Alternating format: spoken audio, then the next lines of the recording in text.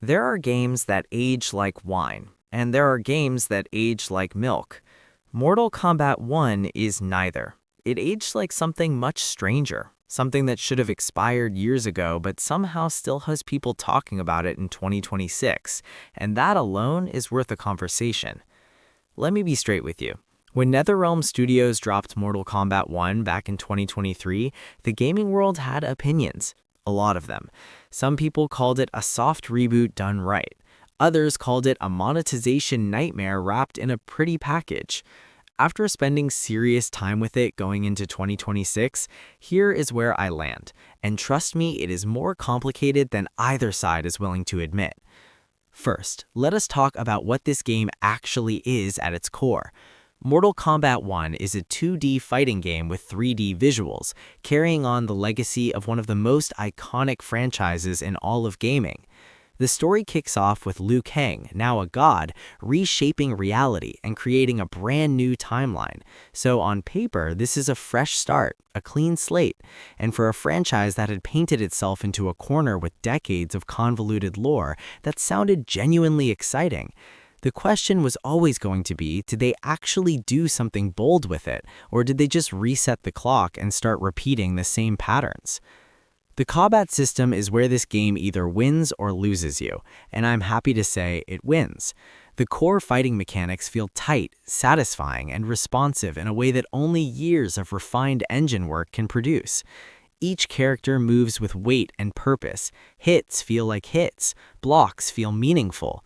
The gap between button press and on-screen action is about as close to perfect as this genre gets. For a casual player jumping in, the game is welcoming enough. For a competitive player who wants to go deep, there's real depth to uncover. That balance is not easy to strike, and NetherRealm pulls it off. The cameo fighter system is where things get genuinely interesting and also where the game splits its audience in half. Instead of traditional assist characters, cameo fighters are separate support characters you select before a match. They can extend combos, interrupt pressure, add mix-up options, and completely change how your main fighter plays. On one hand, this adds a layer of creativity and personalization that makes matches feel dynamic. On the other hand, it created a serious balance problem at launch, and some of those problems were still being talked about well into the game's life cycle. Certain cameo and character combinations were simply dominant in ways that felt unfair, and patches were slow to address them. If you were a competitive player during that period, you already know exactly which combinations I'm talking about. The roster at launch was decent, not groundbreaking but solid. Fan favorites returned with fresh redesigns that mostly landed well. Johnny Cage feels energetic and fun to play. Kenshi was a standout both mechanically and in terms of design. Shang Tsung, despite being locked behind a paywall, is one of the most technically interesting characters in the game. But that brings us to the part of this game that genuinely hurts to talk about, and I'll get to that in a moment. The story mode is something I want to give credit to because it genuinely tries. The writing has actual stakes, some real character moments, and a narrative that, while not perfect, kept me engaged throughout. Liu Kang's new world is not just background decoration, it shapes character motivations, changes relationships between people you know from previous games, and does meaningful work with the concept of legacy and choice. Some characters are handled brilliantly, others feel like they're just present to fill a slot. The ending leaves threads open in ways that feel intentional rather than lazy, which suggests they had a real plan for where this universe was going. Visually, Mortal Kombat 1 was impressive at launch. In 2026, looking back, it holds up reasonably well, but you can see the age around the edges when compared to what modern fighting games are doing now. Skin shaders, fluid dynamics, environmental lighting, these things have moved forward quickly in the past 3 years. The character models were excellent for their time, and the fatalities, brutal as always, still have the impact they were designed to have. The art direction leans into a cleaner, slightly more grounded aesthetic compared to the over-the-top grotesque style of some earlier entries, and that choice ages better than people expected.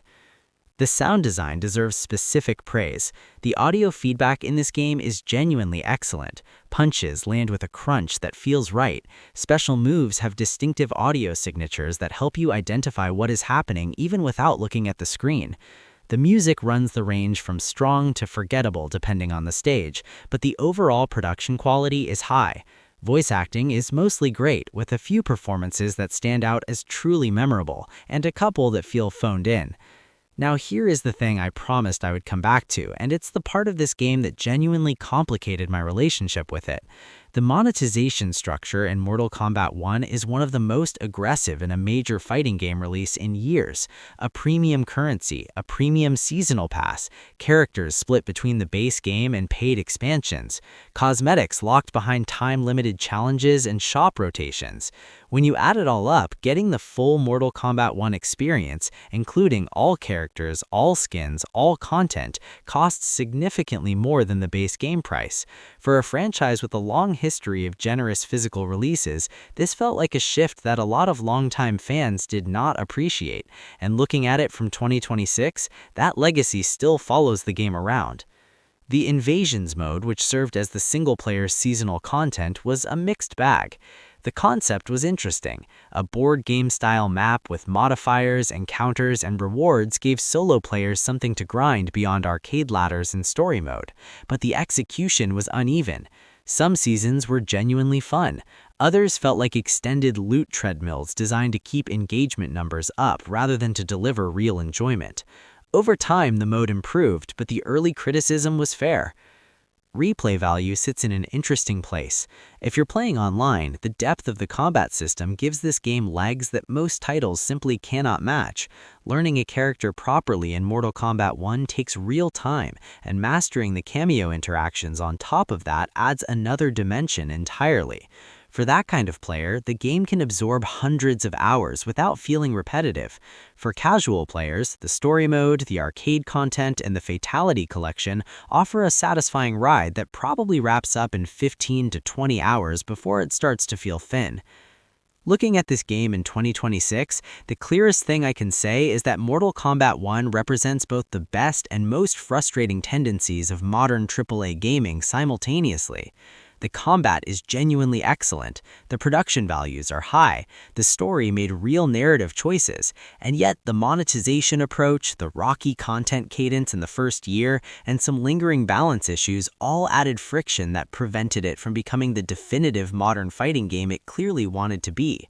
For people who have never played it, right now in 2026, you almost certainly can find it at a fraction of its original price with most content already available. At that price point, the combat system alone is worth your time and money. You'll have fun. You might get deep into it, and you'll understand why, even with its problems, this game earned a dedicated community that stuck around. The final rating I land on is a 3.7 out of 5. This is a fighting game built on the best combat engine in the genre, with genuine ambition in its story and design, but held back by aggressive monetization and inconsistent post-launch support that left a bad mouth in too many mouths for too long. It's a very good game that could have been a great one. If this video helped you figure out whether Mortal Kombat 1 is worth picking up in 2026, drop a like because it genuinely helps more people find this content. If you want more reviews of games old and new looked at honestly from where gaming stands today, subscribe so you don't miss the next one. Share this with any fighting game fan you know who's still on the fence about this one, and drop a comment below telling me your honest take on Mortal Kombat 1. I want to know if your experience matched mine or if it was something completely different.